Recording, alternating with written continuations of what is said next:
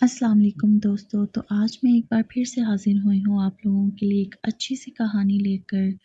ایسی ہی اچھی اچھی کہانیاں سننے کے لیے میرے چینل کو سبسکرائب کر لیں، شیئر کر دیں اور لائک کر دیں۔ چلیں جی شروع کرتے ہیں۔ پتھر کی مورت۔ واحد بخش مہرو کا چچا زاد تھا۔ ان کی نسبت بھی بچپن سے طے تھی۔ جوانی آئی تو بچپن کا پیار رنگ لایا اور نو عمری کے خوابوں میں شوق و شنگ رنگ بھرنے لگے۔ شادی کے دن تک دونوں گھرانوں میں محبت قائم رہی۔ ان کو زمانے سے بھی ٹکر نہ لینی پڑی اور شادی دھوم دھام سے ہو گئی۔ شادی کے بعد مہرو کی زندگی کے دن کتنے سہانے تھے، لگتا تھا ساری دنیا کی خوشیاں اس کے قدموں میں ہوں۔ واحد بخش اب رفیق زندگی بن چکا تھا اور اس کو اپنی جان سے زیادہ عزیز رکھتا تھا۔ وہ مہرو کی ذرا سی تکلیف برداشت نہ کرتا تھا، مگر مہرو سے جانے کون سی بھول ہو گئی کہ چند سال بعد ہی اچانک اس کی پھولوں بھری زندگی میں انگاروں کا طوفان اس شدت سے آیا کہ زندگی جل کر راکھ ہو گئی۔ ایک روز وہ کھیتوں میں گنے لینے گئی تو ایک عورت نے بتایا، مہرو، سنا ہے تیرا واحد کسی البیلی کے چکر میں ہے۔ اسے یقین نہ آیا کہ اس کی محبت کا بٹوارا بھی ہو سکتا ہے۔ یہ بات تم سے کس نے کی ہے؟ اس نے عورت سے پوچھا۔ اپنے گھر والے سے۔ اس معاملے کے چرچے تو سارے گاؤں والوں میں ہیں۔ ایک تو ہی بے خبر ہے۔ مجھ جیسی کوئی عورت ناگن بن کر میری دولت کے اس خزانے کو لوٹ سکتی ہے؟ ہرگز نہیں، اس نے یقین سے کہا تھا، مگر جب ناگن کا زہر آہستہ آہستہ اس کی ہنستی بستی زندگی کو نیلا کرنے لگا تو وہ ٹھٹر کر رہ گئی۔ یہ سچ تھا کہ عزیز جان رفیق حیات ایک اور دوشیزہ کے دام الفت میں گرفتار ہو چکا تھا۔ پھر وہ کچھ ہوا یوں کہ مر جانا بھی اس کے اختیار میں نہ رہا۔ اس وقت تک وہ 3 بیٹیوں کی ماں بن گئی تھی۔ جب شوہر منہ نہ لگائے تو جینے کو کیوں کر جی چاہتا؟ اپنا آپ مٹا کر بھی وہ واحد بخش کو اپنی دنیا میں واپس لانے میں ناکام رہی تھی۔ وہ اس کو آوازیں دیتی، پکارتی، مگر اس کو مہرو کی کوئی آواز سنائی نہ دیتی تھی۔ اس کی سمجھ میں نہ آتا تھا کہ کسی جادوگرنی نے اس کے شوہر پر جادو کر دیا ہے۔ بالآخر وہ دن بھی اس نے دیکھ لیا کہ رفتہ رفتہ اس کا محبوب دور ہوتا چلا گیا اور واحد بخش کی نئی محبت کی کشتی پر لے کنارے جا لگی۔ وہ اب اس گھر میں ساس یعنی چاچی کے سہارے رہ رہی تھی، جو کہتے تھے کہ تو ہی ہماری بہو اور اس گھر کی مالک ہے، ہماری 3 پوتیوں کی ماں ہے، ہم کسی اور عورت کو تیری جگہ تسلیم نہ کریں گے۔ وہ اپنے بیٹے کی مہرو سے بے رخی کو دیکھ رہے تھے اور مہرو کے صبر کو بھی، جس نے شوہر کی بے رخی کے تمانچے، اس کی بیزاری اور بے وفائی کے گھاؤ اپنے دل پر سہے، مگر اپنی محبت اور خدمت گزاری میں کمی نہ آنے دی اور نہ ساس سسر کو رنجش کا موقع دیا تھا۔ تھک ہار کر وہ بالکل خاموش ہو گئی تھی۔ اب نہ شکوہ شکایت کرتی اور نہ کوئی فرمائش۔ جیون ساتھی تب بھی خفا رہتا، گرم گرم کھانا اس کے سامنے لا کر رکھتی، وہ دھتکار دیتا، ہاتھ جوڑتی کہ کھانا تو کھا لو، وہ ہاتھ جھٹک دیتا، اپنی محبت کا واسطہ دے کر کہتی کہ کسی عورت سے دل لگا لیا ہے تو بتا دو، تو وہ مارنے پیٹنے لگتا۔ تب وہ اتنا روتی کہ اس کے آنسوؤں سے واحد بخش کے پیر بھیگ جاتے، مگر اس پر کوئی اثر نہ ہوتا۔ وہ مہرو کو دھکا دے کر گھر سے نکل جاتا۔ ساس سسر بیٹے کی اس سنگ دلی پر دم بخود تھے۔ ان کا واحد کبھی ایسا شفاق تو نہ تھا اور مہرو کے معاملے میں تو اس کا دل ریشم کی طرح نرم تھا۔ ماں باپ کے سمجھانے پر اس نے ان سے بھی بات چیت ختم کر دی۔ اسی اثناء میں اللہ نے مہرو کو ایک بیٹا بھی دے دیا، مگر واحد نے بیٹے کی شکل نہ دیکھی، گود میں نہ لیا۔ وہ صاحبہ کو بیاہ کر گھر لانا چاہتا تھا اور باپ اس کی اجازت نہ دیتا تھا۔ اس خاموش اور سرد جنگ سے ہار کر بالآخر بوڑھے باپ کا انتقال ہو گیا۔ باپ کے مرنے سے رہا سہا لحاظ جاتا رہا اور وہ ماں کی خفگی کو نظر انداز کر کے اپنی البیلی کو بیاہ کر گھر لے آیا۔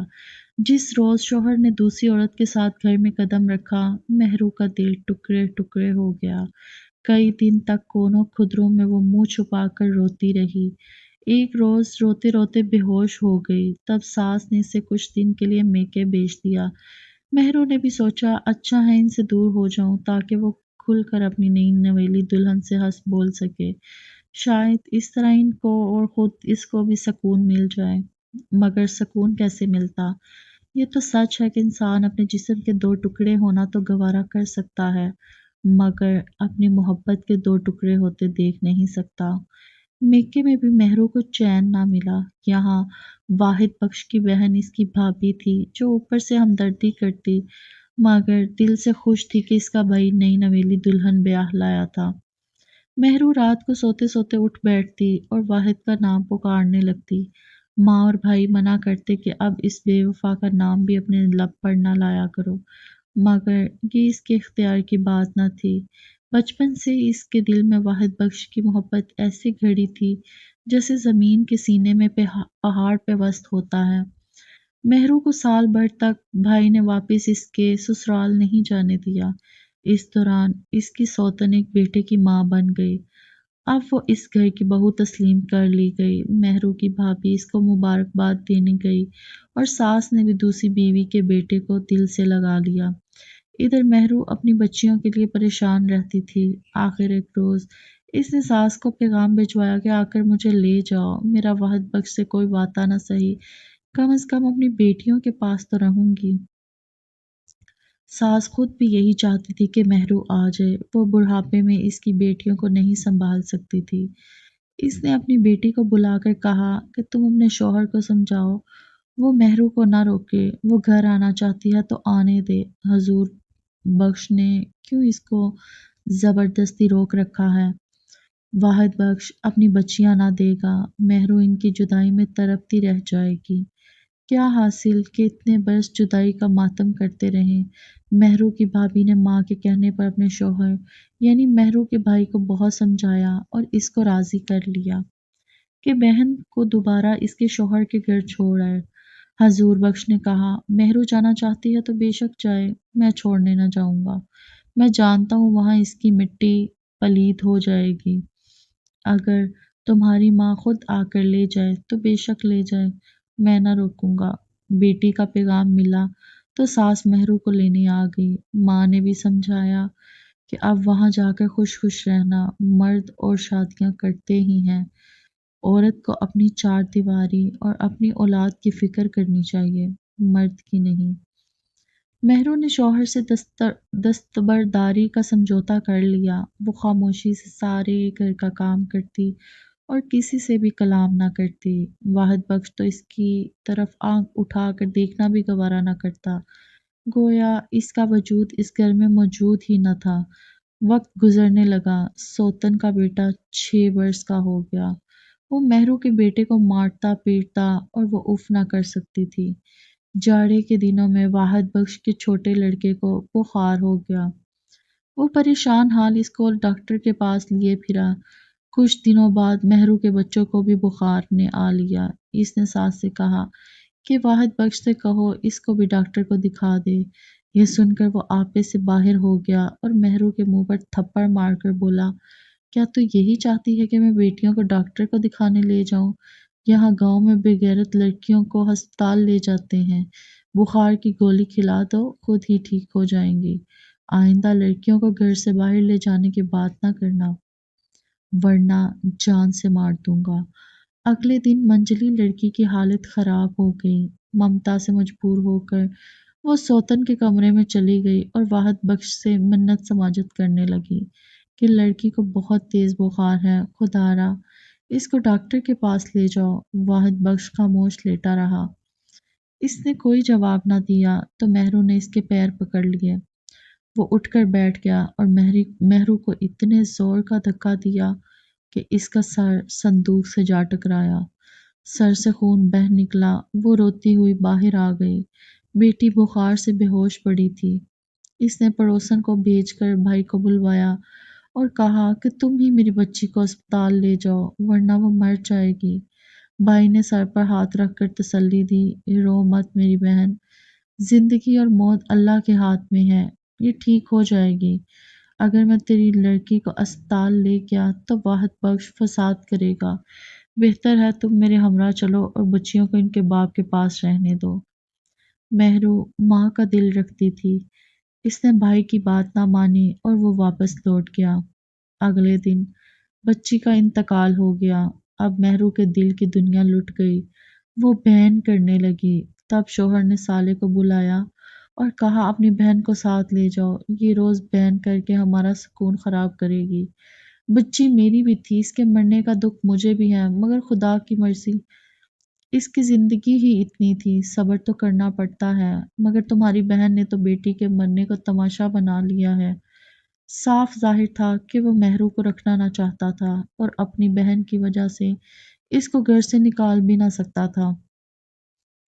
صاحبہ کہتی کہ مہرو چلی گئی تو اب میں پال لوں گی تمہاری بچیوں کو، یوں بھی ان کو مہرو کی ضرورت نہیں ہے، میں ہوں نہ ان کو ماں کا پیار دینے والی۔ جب حضور بخش نے بہن کے سر میں خون لگا دیکھا تو پوچھا کیسے چوٹ لگی ہے؟ وہ شوہر کا پردہ رکھ گئی اور کہا کہ صندوق سے لحاف نکال رہی تھی، اس کا ڈھکن سر پر آ لگا، تبھی چوٹ لگ گئی۔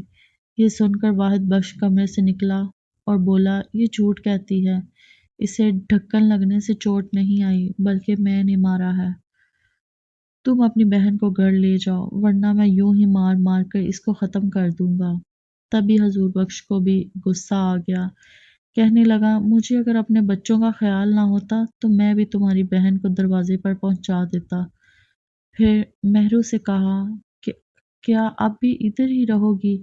چلو میرے ساتھ ورنہ میں بھی تم ہی کو مار دوں گا۔ وہ زبردستی مہرو کو اپنے ساتھ گھر لے آیا۔ باپ فالج زدہ تھا اور ماں بیچاری کیا کر سکتی تھی۔ مہرو نے بھائی کا مان رکھ لیا اور واپس شوہر کے گھر نہ گئی۔ بچیوں کی جدائی اس کو ستاتی تھی۔ تب مہرو کی چچی کسی بہانے ان کو ماں سے ملانے لے آتی۔ بچیاں جب یاد آتی تو اس پتھر کی مورتی کی آنکھوں سے آنسو ضرور بہہ نکلتے تھے۔ بیٹا پاس تھا، شاید اسی کی خاطر سانس چلتی تھی، ورنہ اس کو خود اپنا وجود فاضل اور بیکار لگتا۔ سوچتی تھی نہ جانے کیوں زندہ ہے، کس لیے جی رہی ہے۔ بیٹا 10 برس کا ہو گیا، وہ جب چاہتا باپ سے مل سکتا تھا، لیکن بیٹیاں واحد کی اجازت کے بغیر اپنی پھوپھی کے گھر بھی نہیں جا سکتی تھیں جہاں ان کی سگی ماں رہتی تھی۔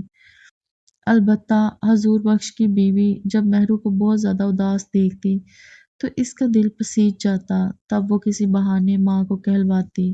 یوں بچیاں دادی کے ہمراہ پھوپھی کے گھر آ جاتی اور مہرو سے مل لیتی۔ کہتے ہیں مالک کے ہاں دیر ہے اندھیر نہیں۔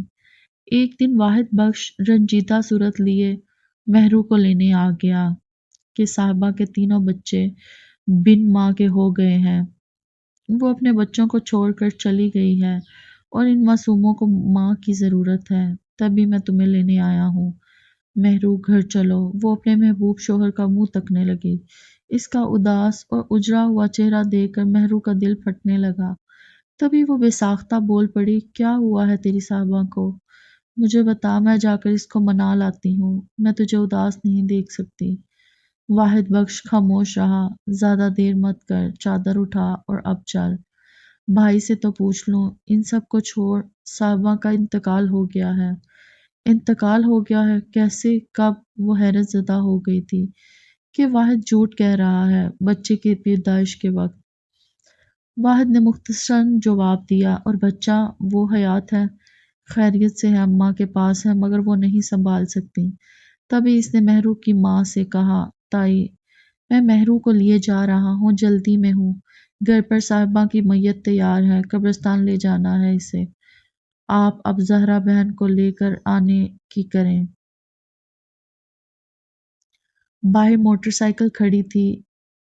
واحد نے مہرو کو اپنے ساتھ بٹھایا اور گھر لوٹ آیا۔ باہر دری بچھی تھی، کچھ لوگ چارپائیوں پر بیٹھے ہوئے تھے۔ ایسا سوگ کا عالم تھا کہ اس کا کلیجہ باہر آنے لگا۔ اس کی سوتن کی وفات ہو گئی تھی۔